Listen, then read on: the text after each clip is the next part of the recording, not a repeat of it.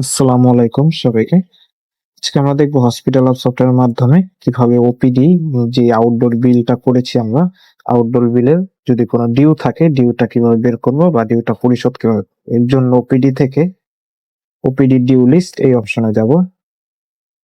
এইখানে হচ্ছে যত ডিউ বিলের লিস্ট আছে সব এখানে থাকবে, জমা হবে। আর ডিউ লিস্ট না থাকলে এখানে থাকবে না। সো এখান থেকে দেখতে পারবো। সো সেটেল এই বাটনে ক্লিক করলে পরিশোধ করা প্যানেলে চলে যাবে ডিউ বিল, বাকিটা যেটা ক্লিয়ার করবে। সেখানে ৩টা অপশন, ৩টা আছে, ফিল্ড আছে। একটা হচ্ছে total paid, total discount, total due. তো আমরা হচ্ছে এখানে পেইড দিব টোটাল ৮০ টাকা। যদি দেই ৮০ টাকা যদি দেই, দেখা গেছে যে আমি হচ্ছে তাকে আরো ১০ টাকা তাকে ডিসকাউন্ট দিতে চাই। ১০০ টাকা দিয়েছে, আরো ১০ টাকা তাকে ডিসকাউন্ট দিতে চাই। সেক্ষেত্রে জাস্ট এখানে ৮০ দিলে অটোমেটিক ১০ ডিসকাউন্ট হয়ে গেছে।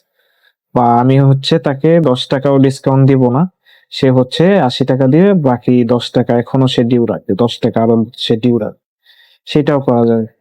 সো সো সেই জন্য এখানে 0 করে দিলে এই যে নিচে ডিউ এখানে অটোমেটিক ১০ চলে আসছে।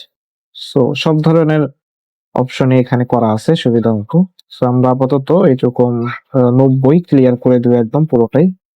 Total paid ৯০, due 0। সো এখন হচ্ছে জাস্ট সেভ বাটনে ক্লিক করলে আমাদের এটা লিস্টে নিয়ে গেছে। সো এখন আমরা যদি ওপিডি ডিউ লিস্টে যাই, সো এখানে দেখবে এখন নাই, কারণ এখানে সব ক্লিয়ার, ডিউ এখন আর বাকি।